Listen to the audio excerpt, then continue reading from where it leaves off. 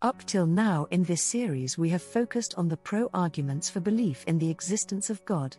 In this, our final episode, we will take a look at the con side. What are the reasons for not believing in God? Although we cannot disprove the existence of God, any more than we can prove its existence, we will show why it is unreasonable to believe in God as typically defined in Western religion. You'll recall from a previous episode that these are the attributes commonly assigned to God in that culture. Now, if a definition contains mutually incompatible attributes, then we know it is a definition of something that cannot exist. It is a self-contradiction, an oxymoron. For instance, take the idea of a square circle. If words mean anything, a square circle cannot exist. The definition of a circle and the definition of a square are mutually incompatible. Nothing could possibly be both a square and a circle at the same time. Therefore, a square circle, by definition, cannot exist. It's not a matter of just having faith. You cannot believe in square circles even if you want to. People can claim to believe in a square circle only if they're being dishonest, or if they don't understand the definition of those shapes. Once you understand the incompatible attributes of a square and a circle, you cannot believe that a square circle can possibly exist, try though you might. If you say, you must have faith in the existence of a square circle, then that is just an invitation to abandon reason and become irrational. How can anyone honestly believe something that they know cannot possibly be true? Now, let's reconsider this definition of God. Does it contain attributes that are as mutually incompatible as a square and a circle? Let's focus on the attributes of being all good, all-knowing, and all-powerful. Are these three compatible? On the surface, there appears to be no self-contradiction among these three attributes.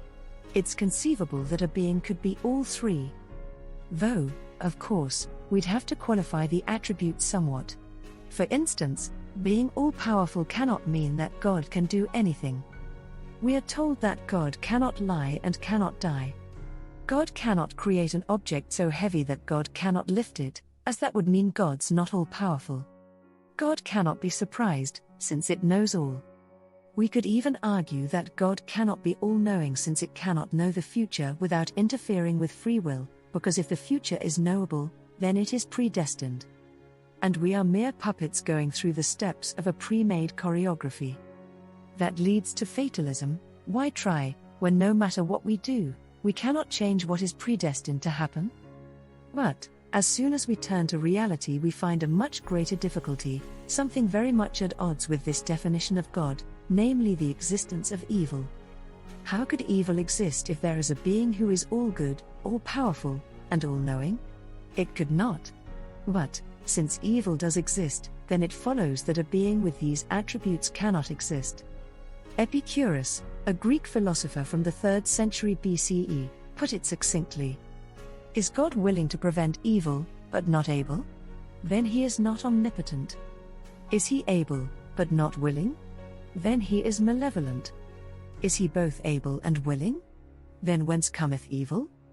Is he neither able nor willing? Then why call him God? A moment's reflection will prove the truthfulness of those words. We live in a world filled with evil.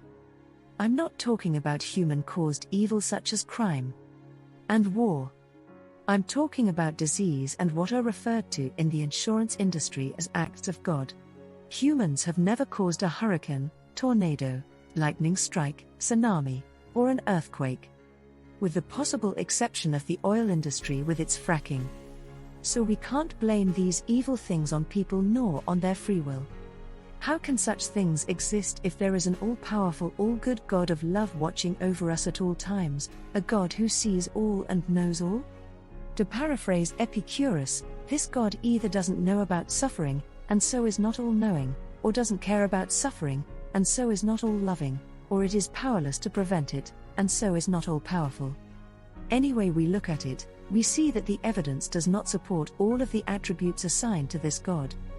And, remember, if an entity has incompatible attributes, then we know it cannot possibly exist. So, the evidence proves that this God, as it has been defined, cannot possibly exist. With the same conviction with which we maintain a square circle does not exist, we can say that, given the attributes assigned in the definition we've been using, and how incompatible they are with reality. God, as it has been defined here, does not exist. As this is our one and only, fully sufficient proof, let's break it down further. Suffering, especially in the form of disease and natural disasters, is not good.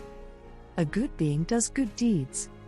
Therefore, a good being would attempt to alleviate suffering as far as it was able. An all-powerful being would be more powerful than any other force. So, an all-powerful entity can overpower disease and natural disasters. Therefore, an all-powerful being could cure all disease and prevent all natural disasters. Given the conclusions above, an all-good, all-powerful being could and would cure all disease and prevent natural disasters. Disease and natural disasters exist. Therefore, an all-powerful, all-good being cannot exist. The believer has three possible responses to this. God is all-good, but not all-powerful. God is all-powerful, but not all-good. God is all-powerful and all-good, but it has a purpose in permitting suffering to exist. This implies that all past and present suffering will ultimately turn out to have been for the greater good. Responses 1 and 2 are weak. If God is not powerful enough to cure disease and prevent natural disasters, then why waste time praying to it to do things it evidently cannot do? If it is not all good, then why worship it?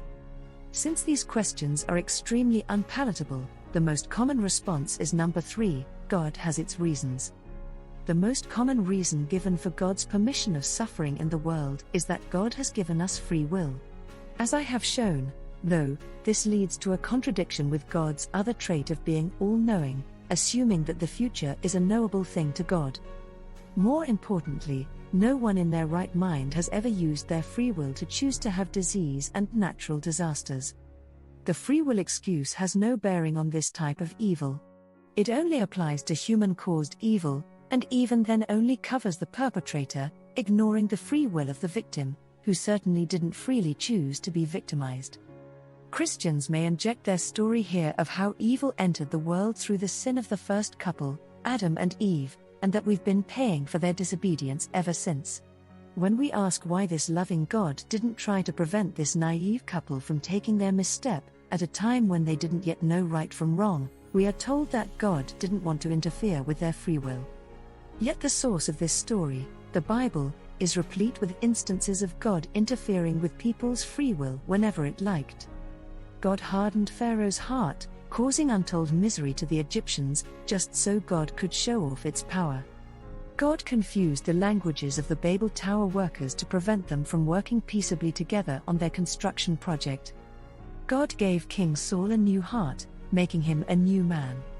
It's too bad God didn't think of doing this in the case of Adam, before he ate the fruit. Then, according to Christians, there would be no evil in the world.